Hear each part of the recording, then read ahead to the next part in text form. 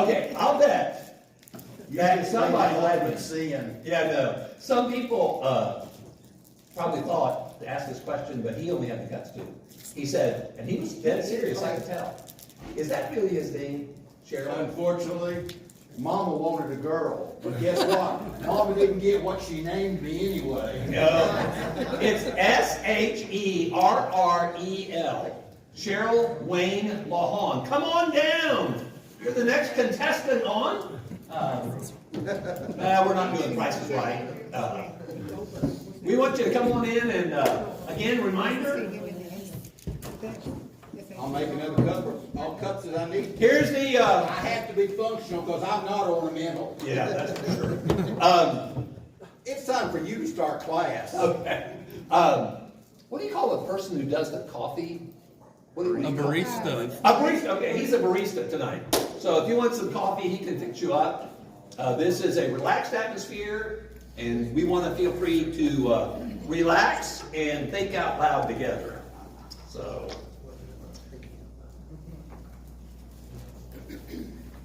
Okay, first thing I want to do is thank you for being here. There are a bunch of other places you could have gone, and other things you could have done, but you chose to come here. And I think that speaks volumes about you. Do you know there are a lot of people who would run from any exposure to the subject of loss? There are people who don't like to talk about what they consider negative things. They won't deal with them. I remember having a vendor space in Orlando, Florida, at a thing called the Equip Conference. There was a lady that came up to the vendor space, and as soon as she saw that word widowhood, and then that word workshop, she immediately said, I don't like to talk about negative subjects, and I have no interest in dealing with negative subjects. And I couldn't help but think inside of me, where do you live?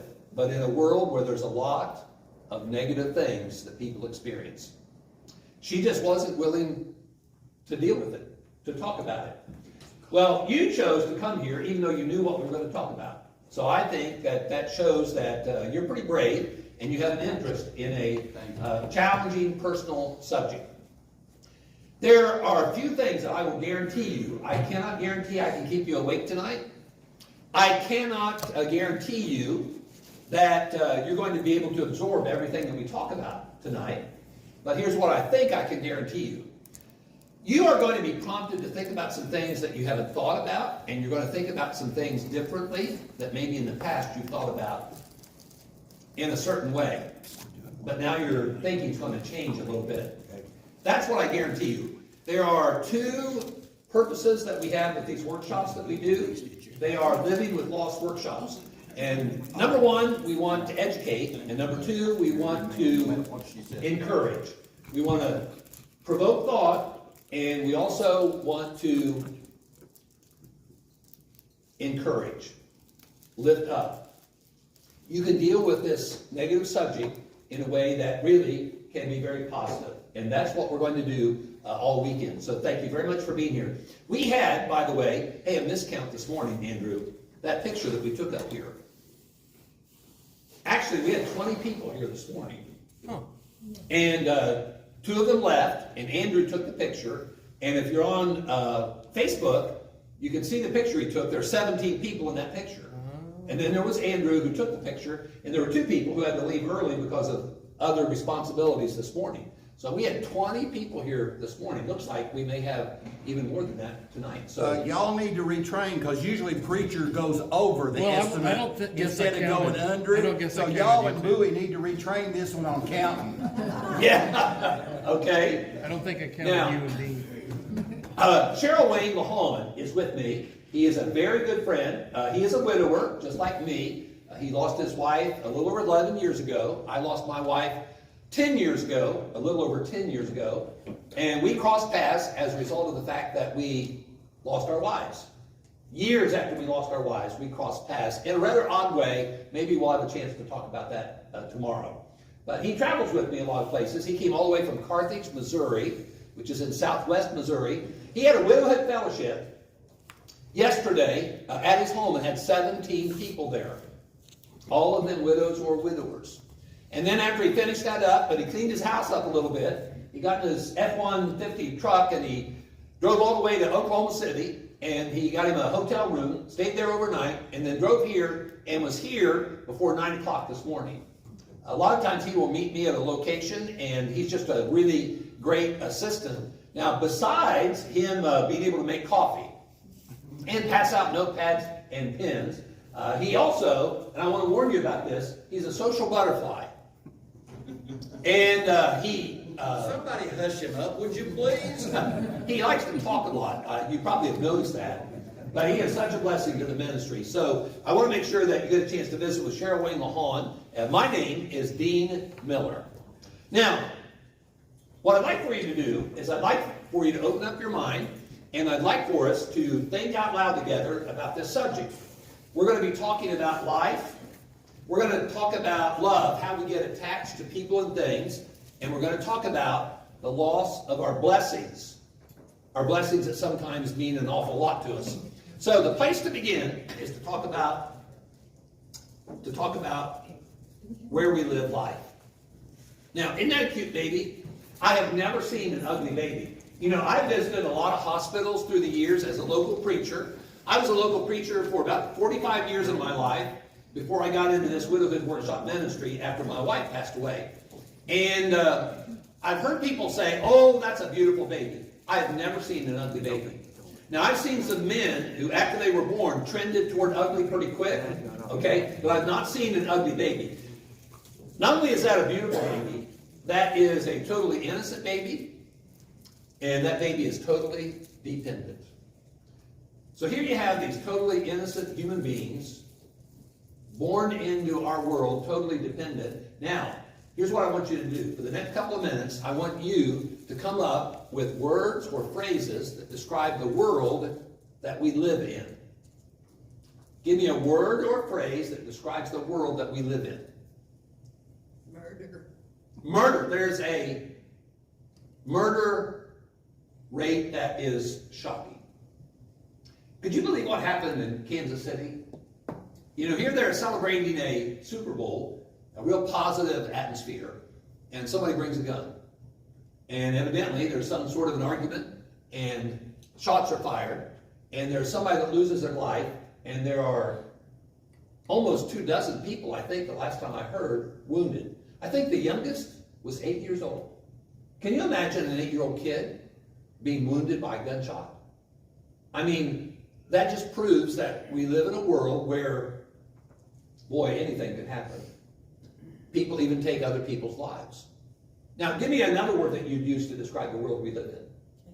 Chaotic. It's a mess, isn't it? Man, if you want proof that it's a chaotic world, all you got to do is sit and watch the news. If you can take it, you know, brace yourself. You open up your Facebook page, if you are on Facebook some, or you go to the internet, and what pops up a lot of times, a lot of the news is news about some chaos. We have chaos not only in our country, we have chaos in the world. It is a chaotic world. Now, we've gotten two. Give me at least 3 more words or phrases that we use to describe the world we live in. Busy. What is it? Busy. Busy. Hectic. Dr. James Dobson one time made the observation. He said there probably isn't a family that's too committed. Now, what he meant by that is too committed to too many things. That was the context. He was talking about how busy our lives can be, and how that because of that, it can have an effect on our families. We live in a very hectic kind of a world, a very busy life that many of us lead. I'll give you another word or phrase. Harsh. Harsh. Harsh. It's harsh. Have you ever had the word unfair used to describe the world?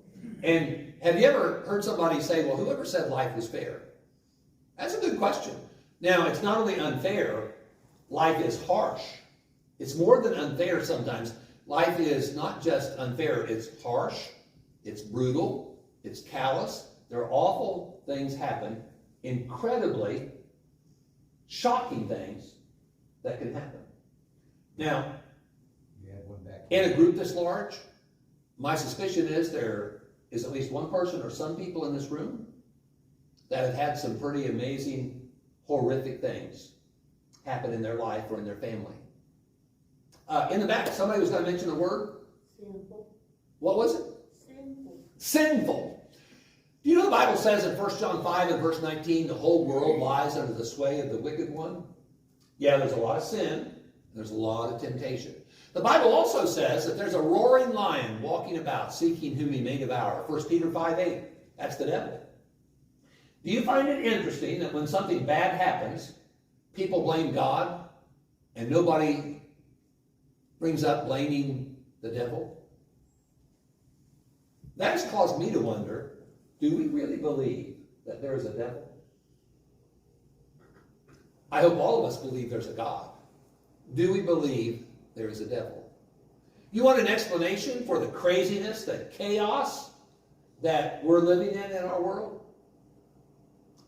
Don't blame God. The devil. The devil's at work. He's wanting to confuse us, cause us to have self-doubts, cause us to question the value of faith, cause us maybe even to turn our back on God. Satan is actively working to bring us down spiritually and to ruin our lives. Now, it is something that's a thread that runs through everything that we've mentioned. All the things we mentioned, did you notice they're all negative? Yes. Okay, now I'm going to throw you up a picture. I want you to look at this picture. Now, when you look at this picture, what does it tell you? It educates you. What's it tell you? Should tell us that we should be more aware of how great our blessings are opposed to our burdens. I like how she used the word great, how great our blessings are. What outweighs what?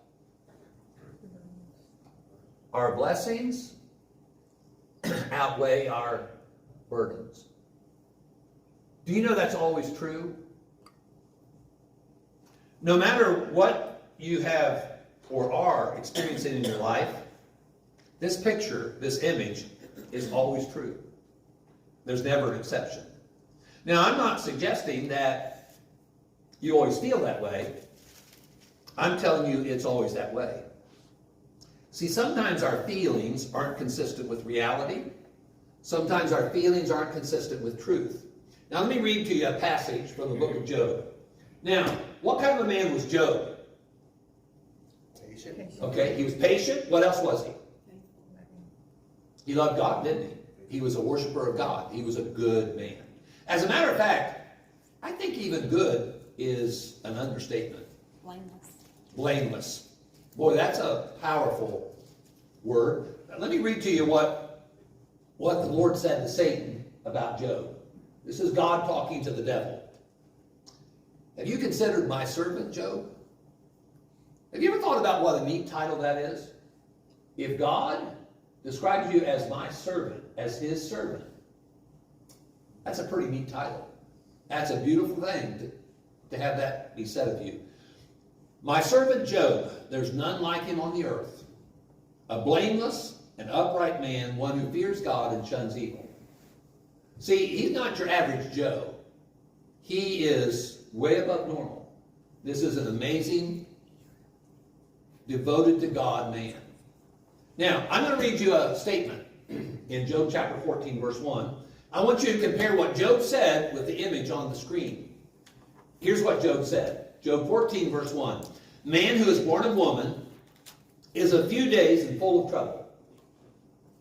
Now, he said man is born of woman. Is that true? I hope I'm not talking to politicians. How about the word crazy to describe our world? When we have people who actually suggest that men could bear children. Did you ever think we'd end up with people who are politically leading our country who would believe such craziness? I don't know of any other way to get born than be born of woman. Okay, he says man that's born of woman is a few days. Now, is that true? Was he right about that? Few days. What does the Bible say in James chapter 4 about the vapor that appears for a little time? What happens to it? Disappeared. It disappears. It vanishes away. I typically do not heat the water in my mug for tea in a microwave. I actually have a tea kettle. I had no idea I was such a dinosaur. How many of you, by the way, have a tea kettle you actually use? Okay, a few of you. We're a dying breed, I'm telling you, man. I have this friend who lives in Dallas, and actually just outside of Dallas, Addison, Texas is where she lives. And she has a tea kettle, but it's an ornamental tea kettle. She doesn't use it to heat water. It's just sitting there on her stove because it looks cute. Well, I like to heat my water in a tea kettle. And just like James said, whenever it starts whistling to me, I see that steam go up there, and it doesn't appear very long, and it disappears. Now, Job said, man that's born of woman is a few days. James said, it's like a vapor that appears for a little time and then vanishes away. Now, if life is short, why do we recognize people who, let's say, make it to 90 years old or even 100? This morning, what was her name? Somebody was here, and, well, there were two people that were real close in age, just a few months apart, and both of them are, their next birthday, going to turn 90. Janice Halley and Betty Bailey. Janice and Betty are going to be 90 years old. Now, I hope that somebody has them a birthday party, because that's a pretty neat goal to reach. 90 years old. That is awesome. That's amazing. We celebrate because we say that's a long life. Have you ever heard of or known somebody who was 100 years old? Yes. Now, man, I'll tell you, frankly, I don't want to get there to that point. I'd rather be with the Lord before that. There's way too much stuff that can happen in your 90s that I don't think I want to experience, but that's up to the Lord, whether or not I get there or not. But if somebody gets to 100, do you think they deserve a birthday party? That's a long life, right? Now, Job said, man that's born of woman is a few days and full of trouble. Why do we look at that as a long life? It's a matter of perspective, isn't it? Now, let me throw out a couple of unique differences. Let's say a child is born into this world, and let's say they don't live very long. They just 3 years, and they die. There was some sort of a problem that was genetic, and they died after 3 years. Now, what do we call the length of that life? Wouldn't be long, be short, right? Now let's think another different set of circumstances. How about a person who has cancer, and they suffer for 3 years? I mean, they have treatments, they lose their hair, they puke their guts out, and at their memorial service, we talk about their 3 years of suffering, and what do we consider that? Is that a long period of suffering or a short period of suffering? See that? We look at that as long. But the child's life, we look at as short. The point I'm trying to make is, circumstances that we experience often have a way of affecting our judgment and perspective. The reality is, no matter how long you live, the truth is, no matter how long you live, it's just going to be a short time in the perspective of God. And His perspective is the one that matters. I was driving down the road one day. This was a couple of years after my wife died. I refused to listen to music on the radio because the vast majority of music is often romantic in nature, and I couldn't handle it. So I quit listening to music on the radio. And that's when I got hooked on News Talk Radio. So I was listening to this News Talk radio station in West Tennessee, driving through Jackson, Tennessee, and this preacher was preaching. I don't know what his name was. I have no idea what church he was affiliated with. He made this statement. He said, wisdom is when you see something the way God sees it. And a light came on. I thought, man, he's right. That is a good thing to remember. When you see marriage the way God sees it, wisdom is when you see something the way God sees it. If you see marriage the way God sees it, see, we have a lot of people in our culture that don't see marriage the way God sees it. When you see marriage the way God sees it, you have wisdom about marriage. When you have God's perspective about finances, money, and personal possessions. You have wisdom about stewardship. When you see life the way God does, you have wisdom about life. When you see human relationships the way God does, you have wisdom about human relationships. Anytime that we see things the way God sees it, we have wisdom about those things. Man that is born of woman is a few days. We need to realize no matter how long we live, it's just a short time. Now he made another observation about life. He told us about how we're born of woman. He told us about the length of life, just a few days. He also said, full of trouble. Now, why did he say that? Because that's not what this image says. Either Job is right or this image is right. This image says we have more blessings than we have burdens. Job said his life was full of burdens. Now, who's right, Job or this image? Here's the question I want to ask you. Why did he make such a strong statement? What had he experienced that would cause him to say life was full of trouble? What had he experienced? Everything we could imagine. He was thinking in the moment. Okay, he was thinking in the moment.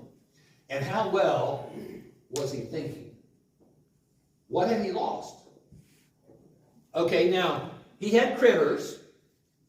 He had a bunch of them. As a matter of fact, he had them listed in chapter 1. His possessions were 7,000 sheep. Do you know how sheep stink? Can you imagine how gross that would smell? He had 7,000 sheep. 3,000, I've never been around camels. I don't know if they stink or not. 3,000 camels, 500 yoke of oxen. So that's 100 of them. A yoke is 2. 500 female donkeys in a very large household. How much of that did he lose? He lost it all. If you lost all of your prosperity, do you think you'd be thinking straight? You think you'd be shook up? Now, what else did he lose besides his prosperity? His family. He lost his family. Do you know, has anybody here in this room lost a child? I just think that is one of the most awful things that a human being could experience. It's just not right. It's not the way it should be. We should bury people older than us. Kids should bury their parents. Not parents bury their children. You know, just... Now, he didn't lose a child. It was way more than that. How many children did he lose? It wasn't one. Every single one. Do you know how many kids that they had? 10 kids. 7 sons and 3 daughters. You know, every time I think about that, I think about how wise that was for them to do that. If you've got this many critters to take care of, it'd be great to have a lot of kids to help you to feed and take care of all those critters. So they're very smart. Job and Mrs. Job, they had this figured out, how to build a workforce. And you do it through procreation. But they lost every one of those 10 kids. Now, what did he lose in regard to his health? Do you remember what happened to his health? Man, he tanked. Do you remember what was wrong with him? It wasn't cancer. Boils. How bad are boils? Do you remember the description? From the sole of his foot to the crown of his head. He sat there with a broken piece of pottery and scraped himself. He was in misery. He lost his prosperity. He lost every single one of his kids. He lost his health. He even lost the support of his wife. What did his wife tell him? Do you remember what she... Yeah, just curse God and die.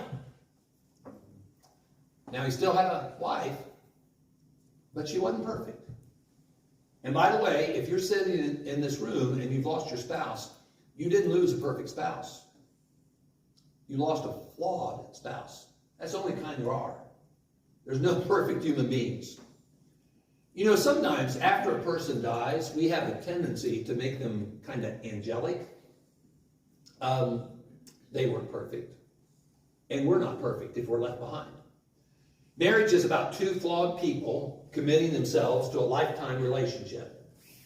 It's a beautiful thing, but it's not something that perfect people participate in because there ain't none. There are no perfect people. He was not a perfect husband. She was not a perfect wife. Now, why do you think that she went to that extreme? What had she experienced? She'd experienced what he'd experienced, except for the loss of her health. We have no record of her losing her health. But think about this. You women especially think about this. If you had carried 10 children within you, and you gave birth to 10 children, and you nurtured and raised those 10 children, and you lost every single one of them, what condition would you be in? You think you'd be a mess? It'd be an awful thing to experience. Let me tell you what she did. She snapped. She just up and snapped. Now, don't you find it interesting that God did not send a bolt of lightning down so that she was toast? Because she said something that was extreme. You know, God is a very loving God, a very long-suffering God. And it's a good thing he is. Because sometimes we really struggle with what we experience and how it affects us. I'm not suggesting that what she said was good advice. I'm just suggesting that she spoke out of her hurt, out of her pain, because of all that she had lost. And she was watching the person that she loved most dearly in life suffer greatly. You know, sometimes when we have people in our life that are suffering we really love, it has an effect on us to where it pains us to see other people we love in pain. And sometimes we'll go to the extreme of saying, man, I wish it were me instead of them. Well, she was struggling, and she snapped. Now, I want to suggest to you that Job evidently wasn't in very good shape. He was a mess. And you know, when we're a mess and upset, we will say things that aren't exactly accurate. Like, for instance, I'm sure none of you women ever did this if you were married or are married. Can you imagine a woman kind of going postal is what I call it, going nuclear on her husband? And she's mad at him because he didn't take out the trash. And she says something like this. Now, she's angry. That's the emotion. And she says, you never take out the trash. And he gets out his phone and he says, wait a minute. 3 weeks ago, on Tuesday, I took out the trash. I've got it recorded right here on my phone. But see, she's mad. And because she's mad, she says something extreme. You never, see, that's an extreme word. That's a universal word. You never take out the trash. Whenever we get upset, we human beings sometimes will exaggerate. We'll say things that are emotional, that are sometimes not consistent with truth or reality. She said, curse God and die. She snapped. She lost it. Now, let me share with you proof that Job snapped. Now, we put Job on a pedestal, and I think he belongs there. He's an amazing man. It's amazing. He's a story of endurance. In the book of James, he's recognized as a great example of patience, endurance. Let me show you where he snapped. Now, I know what you're probably thinking. In the first 2 chapters, twice this is mentioned. Job did not sin, nor charge God foolishly. You don't read that after chapter 2. I wish we'd read chapter 3 through chapter 41. There's a lot of good stuff in the book of Job. And there were times that he said things that were way out of line because he was really messed up because of what he was experiencing. And there were times he was hanging on by a thread. Now, Job 7 and verse 6, here's what it says. My days are swifter than a weaver's shuttle. Now, in other words, life is fast. Don't you agree with that? I do. He said, my days are swifter than a weaver's shuttle and are spent without hope. Job said he had no hope. Did he have no hope? Who did he have in his life that could help him? Who was watching over him? who loved him more than any human being. He had God. In Romans 15:13, God is described as a God of hope. But yet he said he had no hope. He had God, the God of hope, but he said he had no hope. See what we can experience sometimes? Even great, godly, amazing men and women who love God dearly. You put them in the hot water, in the crucible of suffering. And sometimes we will think things, we will feel things, we will think things, and we will do things that are not normal for us. And we'll snap. Do you know what we need to do whenever we're in the presence of somebody who's venting and who maybe has snapped? We just need to stay there and listen to them. Those people don't need to be corrected. Did you notice when you're reading through the book of Job, and either his three friends or Job says something stupid or not right, God doesn't just step in and say, whoa, whoa, whoa, you all are right, way out of line. He just lets them talk. See, whenever people are struggling with difficulties, and most difficulties are some form of loss, we just need to let them talk.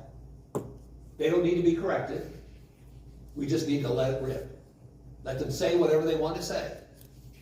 Don't try to correct them. I would not, and I will not teach a drunk the gospel. The reason why is he is not capable of receiving it. What I will do is sober him up, and then I'll teach him the gospel. See, when he's drunk, he's in no condition to receive the gospel. People who are suffering greatly and who are going nuclear, who are venting, who are talking wildly and unpredictably and way different than they normally would, they just need to do that.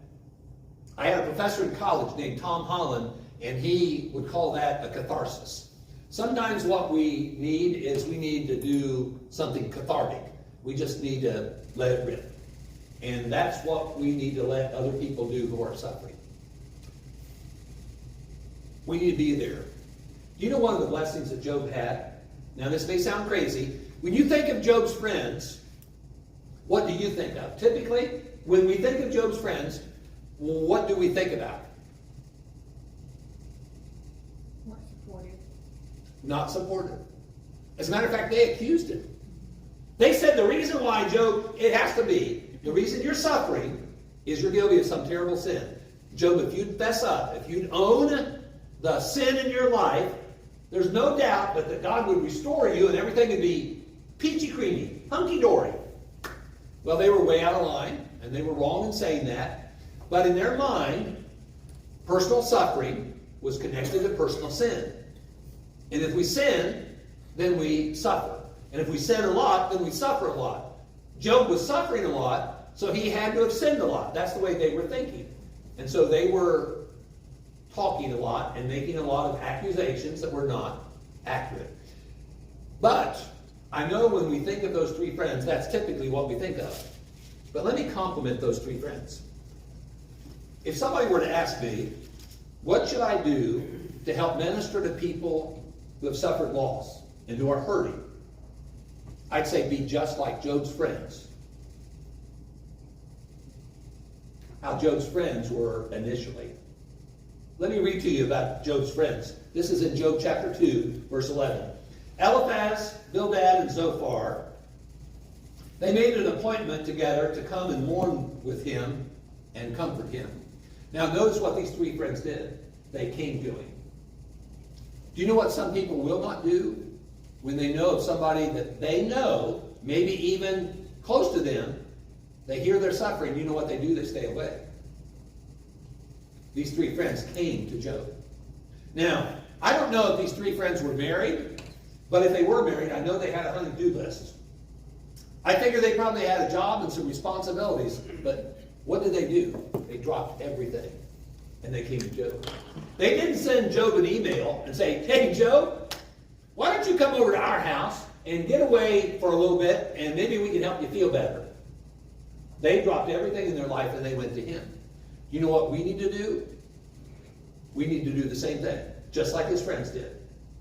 When we hear of somebody who's suffering, If you want to be of help, you go. It's called the ministry of presence. Be careful about what you say. That's where we often make mistakes. You can Google something. I think you'd find this interesting. Plug into Google a search. Plug in these words. Dumb things caring people say. When you read that list, I'll bet you'll see some things you've said. I saw some things I used to say, but I don't say them anymore. Sometimes caring people will say things that are way out of line. Job's friends cared about him. They thought they were doing the right thing. And they were.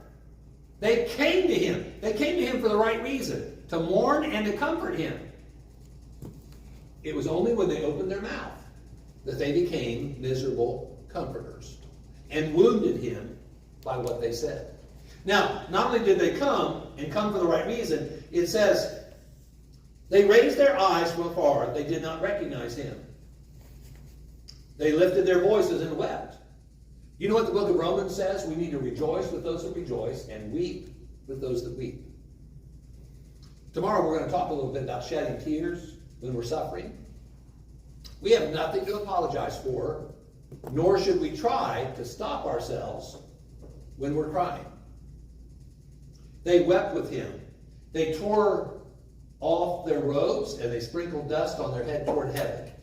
They sat down with him on the ground 7 days and 7 nights, and no one spoke a word to him. See, that is really great ministry to hurting people. Just go and be with them. You don't have to say anything to them. They ministered to him very effectively by coming and sitting with him. No one spoke a word to him for 7 days and 7 nights because they saw his grief was great. Now notice those were 3 male friends. Guys, if those were 3 female friends, do you really think they could be quiet for 7 days and 7 nights? I mean, come on. Let's get real. Hey, women, no offense. I'm just kidding. But it has been scientifically proven. I've read the information. Women say, on average, they have really researched this, twice as many words in a day as men do. Now, I had a woman explain to me why that is. Men don't listen to us, and we have to say everything at least twice to get them to listen. That's why we use more words in a day than men do. Well, see what I'm saying? Job was so hurt, so wounded by all the things he was experiencing, he actually thought he was more burdened than he was blessed, and he wasn't. He had a God in heaven who loved him, who cared about him, who was his best help in his life providentially, and that God provided for him friends who initially ministered very effectively by coming to him, being with him, and weeping with him and mourning with him. He still had a wife too. Some of us don't have a marital mate anymore. And let me tell you what that's like. I'm going to use some terminology that's pretty blunt and more characteristic of the younger generation. It sucks. I hate widowhood with a passion. I don't hate my life, because widowhood is not my life. It's part of my story, but it's not my life, nor is it my identity. We'll talk about that tomorrow.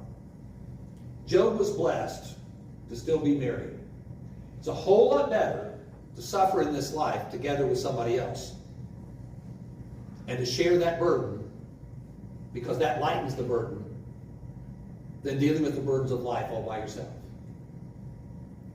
It's a hard thing to deal with burdens without a wife or without a husband. He was blessed to have God. He was blessed to have a wife. He was blessed to have 3 friends who cared a lot about him, though they were not perfect friends. He was very blessed. And yet, he said his life was full of trouble. Okay, this container is a Sam's Purified Drinking Water container. 20 ounces. These are the bottles I prefer instead of 16.9 fluid ounces. Okay, now the water level is about right here. Now, tell me how we describe this bottle. Half full. What's the other option? Half empty. Do you know there's a third option? Full of water in there. Exactly. Bing, bing, bing. Cheryl Wayne, you got to get the tray, the Bucky tray. He deserves it. Now, we make it a point of awarding exceptional wisdom and knowledge.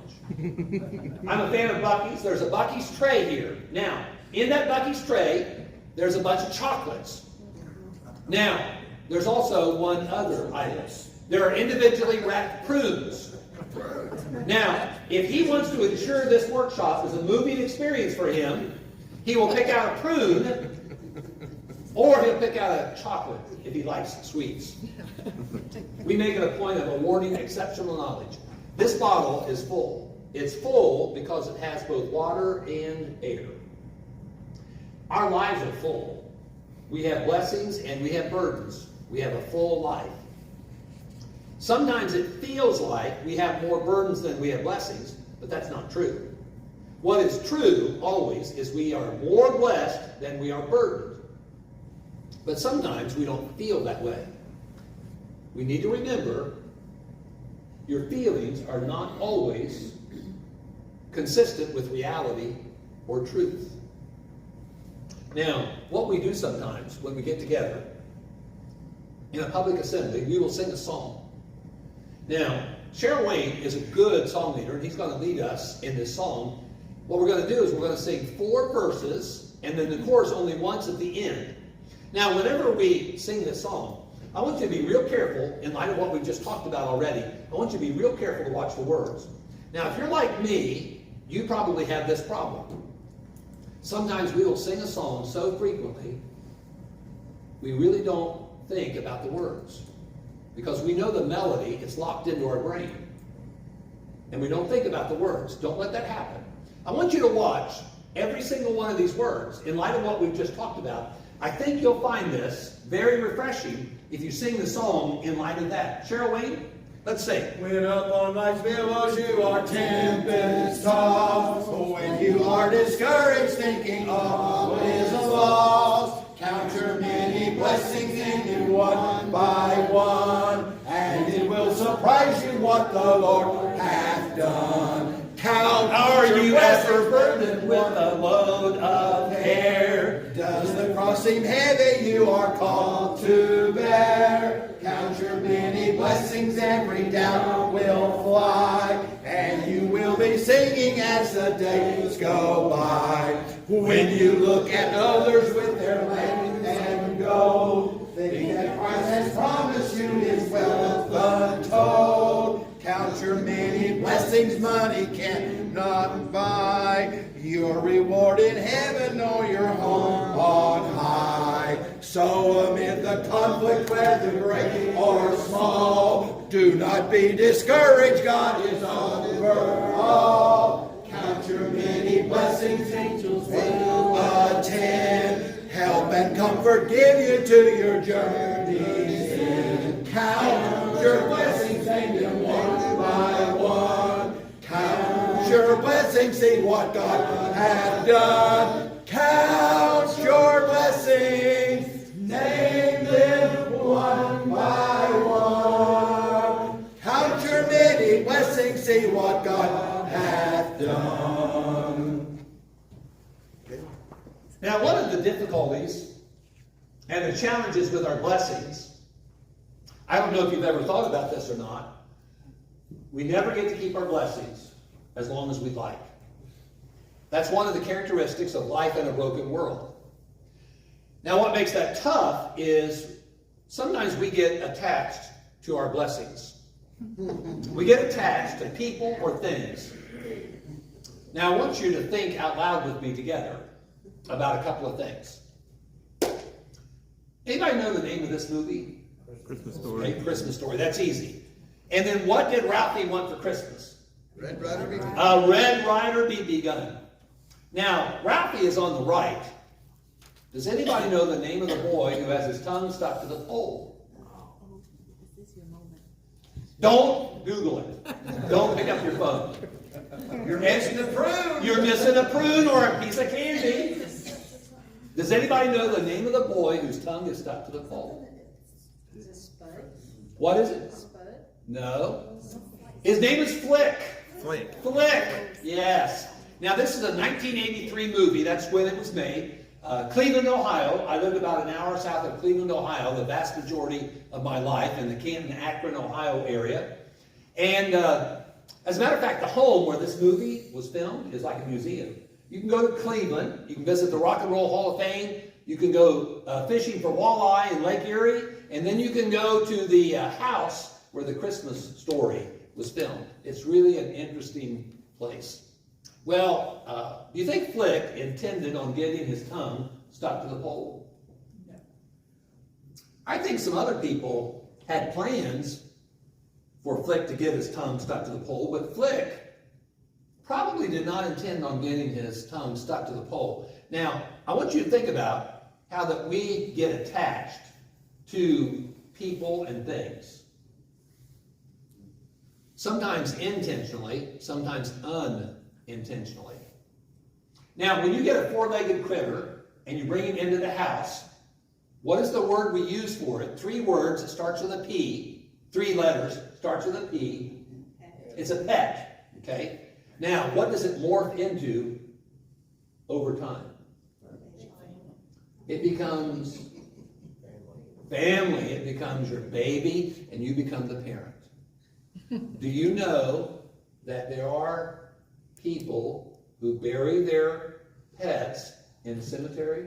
There's one outside of town, here in Bowie. Please get me the location for that because I want to go visit. In Goshen, Indiana, when I was there, I was told about a pet cemetery. So I had to go take a picture of the sign at the pet cemetery in Goshen, Indiana, which is almost at the Michigan border. When we were in Wiley, Texas, Cheryl Wade and I were driving to the Wiley, Texas church building. On the right-hand side, I saw this beautiful cemetery. It caught my attention because it was beautiful. I did a double take when I saw it was a pet cemetery. There are some people around Dallas who have way too much money. People sometimes can care so much for their pet that they will bury them in a cemetery as if it were like a member of their family. See, we can become attached, so closely attached to things. Now, I want you to think about, don't think about people now. I want us to think out loud about things that you can become so attached to that if you lost them, if somebody lost it, they would grieve. It would shake them up if they lost it. Don't think about people, think of things. Name me something you could lose that a person might grieve that they lost it. Wedding ring. A wedding ring. What is the big deal about a wedding ring? Because we could go to a jeweler, we could show them that wedding ring, and we could ask them, what is this worth? It has a monetary value. For me, it was like a sign. I lost my diamond out of my wedding ring after my husband died, and it was a sign like another part is missing of him. Like it was just another sign. It wasn't the monetary value, it was the sentimental value. It's what it represented. Exactly. Thank you for mentioning that. Sentimental value is way more priceless. It's invaluable compared to monetary value. Thinking about losing a wedding ring, that'd be disturbing. It would be upsetting. Think of something else that you might lose that it would affect you. Your home. Your home. Now, I can go on Zillow. There's this woman that lives in my phone. She's real skinny and she's not very tall. I call her Miss Google. Now, I can go to Miss Google and I can go to this app called Zillow. And if you give me your address, I can plug it in. And I can see the overpriced value they put on your home. I guarantee you it's overpriced. It always is. That's a habit of Zillow's. Well, it's just a house, right? Wood, shingles, glass, brick. What's the big deal about the house? Let's say your house catches fire. Let's say a tornado comes. You lose your house. Why is that a big deal? It's just something of value, monetary value. Why is it something that will shake you up? Memories. What are the memories about, though? Okay, that's your home. What's the big deal about your home? Life. Now, I'm going to give you 3 words, and this is life in 3 words. If you remember this the rest of your life, it will help you put a lot of things in perspective. Life is people, relationships, and experiences. That's what it is. It's people, relationships, and experiences. The sooner we learn that, and the sooner that we embrace that inside of us, and we treasure that fact, that life is people, relationships, and experiences, we're going to be way better off the rest of our lives. I have said that so often that my daughters, for Christmas, had made for me a red t-shirt and then another red long sleeve shirt, and it says life, and then inside the word life, it has 3 words: people, relationships, and experiences. I'll have to check in my baggage and see if I brought that this time and show you that tomorrow. That's what makes that house priceless. Now, what in your house would you hate to lose? Irreplaceable. Pictures. Now, what is a picture? I'm talking about the hard copy pictures. Now, a picture is a piece of paper. A hard copy picture, like you have printed at Walgreens or CVS, is just a piece of paper. What makes that piece of paper so important to you? Memories. What's the memories of? People, relationships, experiences. Even if there's nobody in it. Whenever Cheryl Wayne and I stepped outside the Airbnb that we're in, a mile down the road from Armadillo Grill. By the way, I highly recommend their taco soup. I had it last night. There was this gorgeous sunset, and I took a picture of it. And I sent that picture to my 3 daughters and to another friend of mine. It was beautiful. There was no person in the picture. But I had this experience of seeing that sunset. See, even if the picture has no people in it, it's important because it shows some experience that you had. Jesus said in Matthew 6:21, where your treasure is, there will your heart be also. Your heart follows your treasure. The price of something, the value of something, is not the price tag. It's the value you place on it by your heart. I made reference to Armadillo Grill. I've never been to Bowie, Texas before. And I happened to be there last night and got me a little bit to eat before I went to the Airbnb. And I saw the store that was a part of that building there.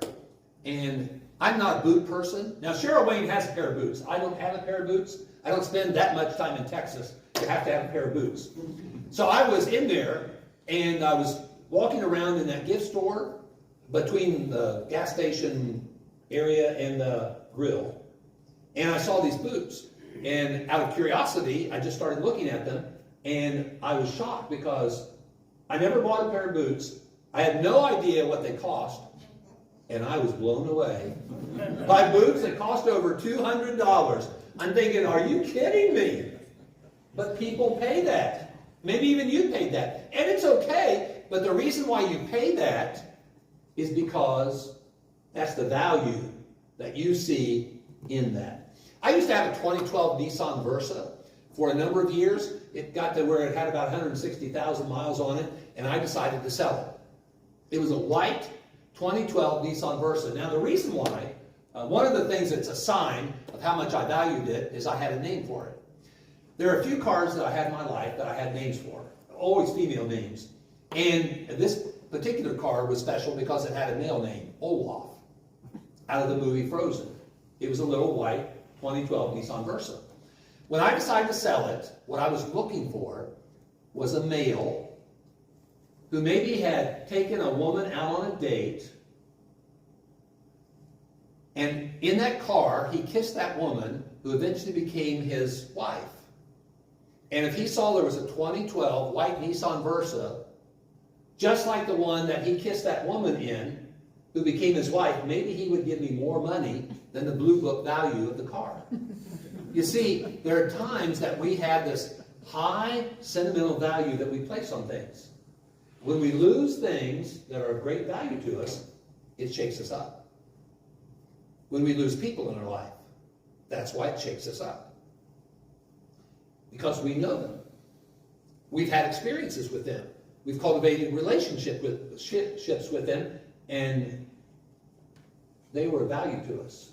And when we lose them, we're not going to be normal. We're not going to be our normal self. We're going to be messed up in the head. As a matter of fact, we're going to struggle so much that we're going to look like a mess.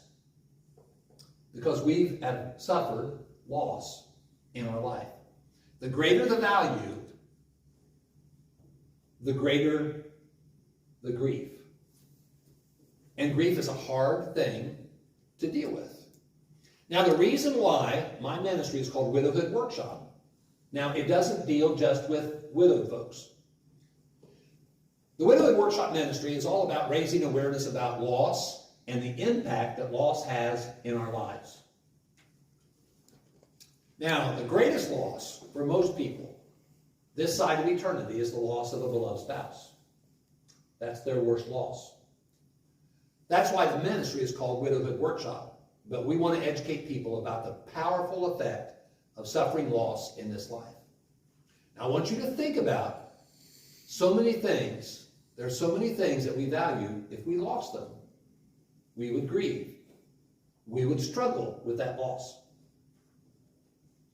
Anybody have another thing? I'm going to mention a few other things, but does anybody have any other thing that they can think of that we could lose? Parents. Parent. They gave us life. They either adopted us, chose us. Now, my mother had to take home what came out. It's a wonderful thing to be adopted because you were chosen. Make sure you emphasize to anybody you know that's adopted how special it is to be chosen. Well, to lose a parent that accepted you and chose you or gave birth to you, that'll shake you up. How about the loss of your marriage by divorce? Has anybody here ever experienced divorce? Yeah, it happens, doesn't it? My daughter was 22 years old when she got married, my oldest daughter. She married a young man who went to church, the Lord's Church in the Cookeville, Tennessee area. They married at 22. When she was 29, she was working for Bridgestone. The Bridgestone Corporation is headquartered now in Nashville, Tennessee. And that's the only place she's ever worked. Since she graduated from college in 1998, it's the only employer she's ever had, Bridgestone. So she married at 22. When she was 29, she went to work one day. He was in the shower, and when she came home, everything of his was gone. It was like he vanished from planet Earth. His wedding ring was on the dining room table. It takes two to get married. It only takes one to blow it up. Not everybody who's been through divorce wanted to experience divorce. We need to remember that. Now, I realize that there's a lot of concerns, legitimate concerns, about why divorce happens and the cause of divorce. But let me say this. No matter what the cause of the divorce was, we need to be compassionate of people who've experienced it. Even if they were the guilty party, or if they were the so-called innocent party. We need to realize that divorce is the loss of something really precious. You know what's really precious they lost? Marriage. People don't get hitched with the intention of getting married. And not everybody who's experienced divorce wanted to be divorced. We need to realize, yeah, it's true, God hates divorce. I'll tell you some other people that hate divorce, people who've experienced divorce. There's grief that goes with divorce. We need to recognize that. We need to be compassionate, and we need to be helpful and supportive of people who have gone through the agony of divorce. Anybody here ever been diagnosed with cancer? Okay, now, Cheryl Wayne LaHawn is sitting back there in the back. 2 times. Prostate cancer and colon cancer. 2 times. And he is a survivor. Praise the Lord. It's an awful thing. Whenever you get cancer, what have you lost? You've lost your health. What about a person who's diagnosed with ALS? I have a preacher friend in Sebring, Florida, Kevin Patterson, whose wife, in her 50s, was just a few months ago diagnosed with ALS. She's tanking fast. Boy, the effect that disease, that neurological disease has on a person is an awful thing, and it's a fast decline. A vibrant, beautiful woman now is tanking fast. When we lose our health, it can really shake us up. How about a person who's had an amputation? Do you know anybody who's had an amputation? There was a guy in Hartville, Ohio. I was with that church for 33 years. There was a guy, his wife attended church and was a member of the church where I preached. He worked for a tire company, and he got his arm caught in a machine, and he lost the vast majority of his right arm. Do you think he'd grieve? Do you think anybody would grieve if they lost a leg, maybe because of a diabetic condition? Okay, now, let's think about this young lady on a college campus who is raped. She's had that violent, awful experience. She's lost her virginity in that violent experience. I would hate that of anybody. Do you think she'd grieve that loss? Wouldn't that be awful? We need to show compassion to people who suffered that loss. What about the godly young lady who loves the Lord, never missed a church service, became a Christian when she was a teenager, and there's no question but that she loves the Lord? In the heat of passion one night with her boyfriend, she gifts her virginity to her boyfriend. Do you think she's going to grieve the loss of her virginity? If she has a godly heart, she will. She's not just broken the law of God and participated in sexual immorality, she's broken the heart of God. The heart that loves her the most. We need to learn to grieve the sin in our life. You know, we'd be a lot better at repenting if we understood the need to grieve the loss that we experience when we sin. There are so many things we could go on and on that we could lose in life that would really shake us up. Now, let me show you something that this is one of those things that I feel confident that you've never seen before. You've never heard about this before. I don't know why in the world you would. I want to share with you a summary of a book. This book is called Transitions, one word. And then the subtitle of the book is Making Sense of Life's Changes. This guy, William Bridges, he goes literally all over the world. He's an expert in dealing with change. He talks in the business world about this to businesses and employees and CEOs. He talks about this business of this experience of change to all kinds of organizations as well as businesses. I'm going to save you about 200 pages of reading in the next couple of minutes. Here's what he says. Everybody experiences change in their life. Now, some of the changes you experience are chosen. Who is the person in this room that chose to get married at the youngest age? Remember about the individually wrapped prunes and the candy. Okay? Who will win a treat out of the tray that came from Buc-ee's? Who got hitched the youngest? I was 19 years old. Anybody else more stupid than that? Oh, wait a minute. She's pointing to him. How old were you when you got married? 19. 19. Did you know what you were doing? No. No. I didn't either. Can anybody beat that 19? What? Grandma.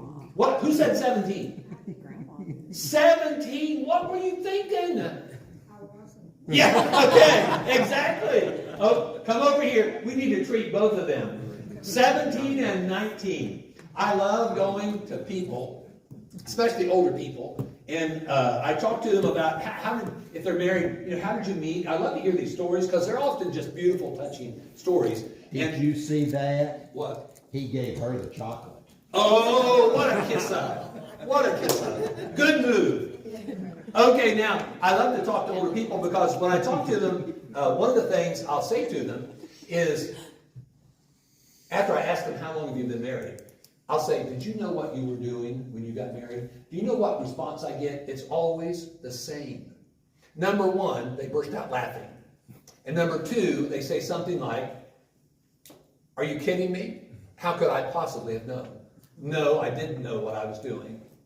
Well, that's a change from being single to being married. See, that change, you chose that change. Now, in life, you also move geographically. Is there anybody that hasn't been here forever in their life? Did anybody here move here from somewhere else? I know Andrew did. Okay, some of you all did. Okay. Now, after my wife passed away, I moved from Hartville, Ohio to West Tennessee. I found a little church I'll tell you about tomorrow that took me in. I was just in my early 60s.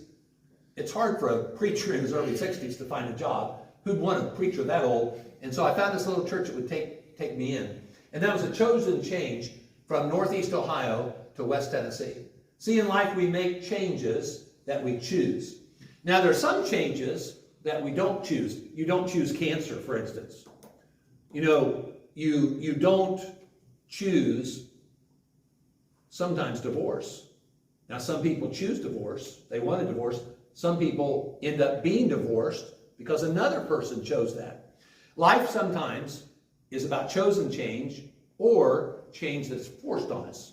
Sometimes what happens is you're forced to deal with change.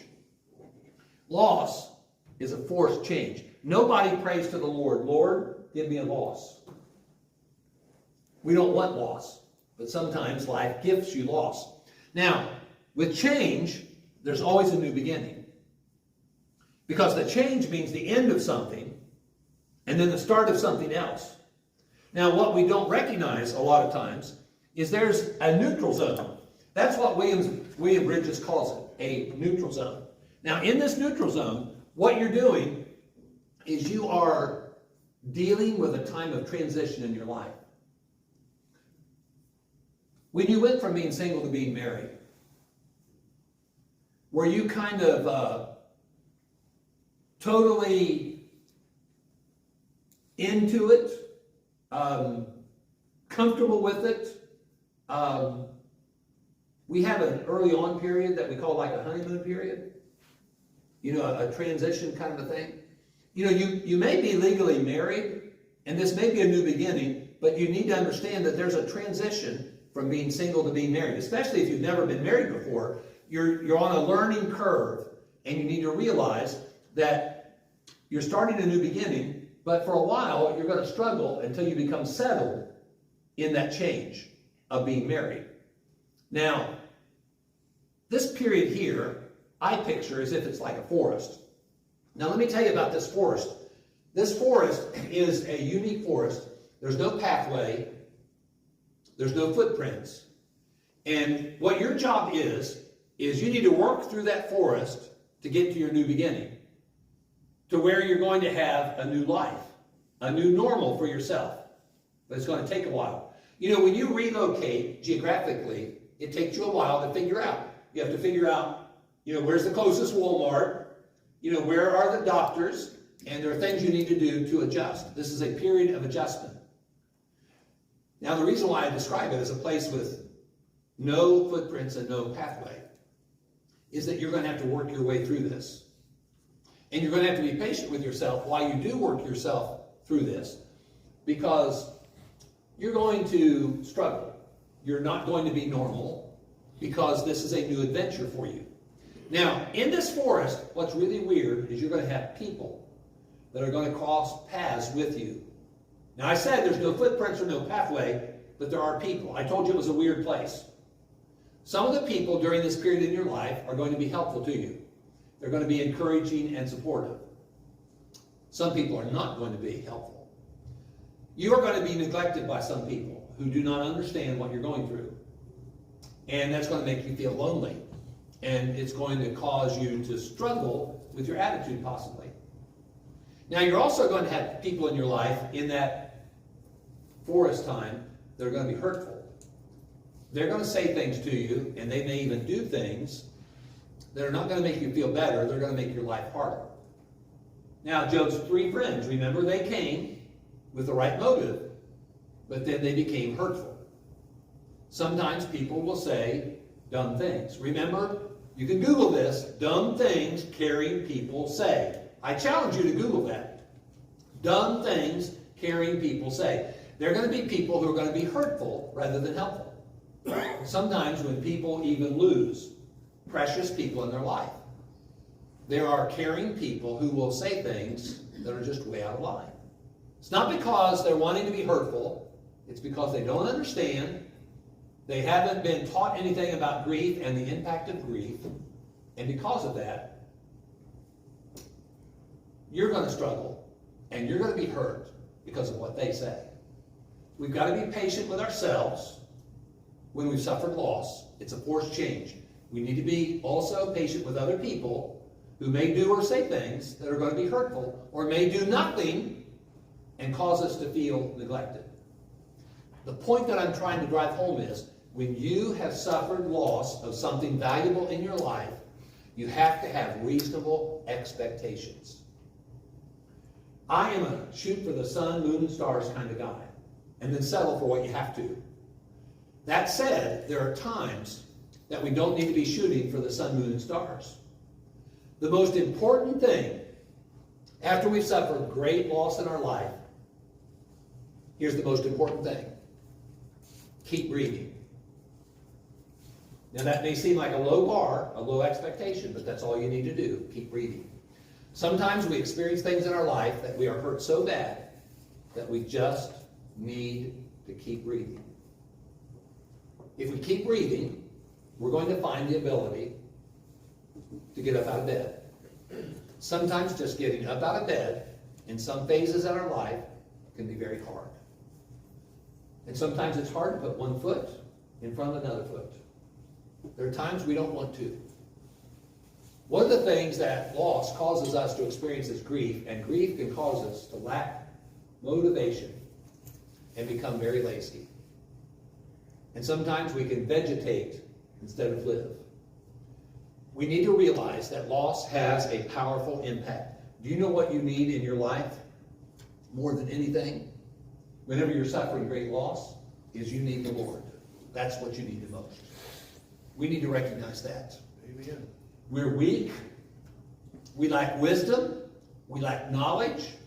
We need help. The best help is going to come from heaven. We can renew our strength. We can mount up with wings like eagles. We can run and not be weary. We can walk and not be faint. But we have to do that by leaning on the Lord. Wait on the Lord.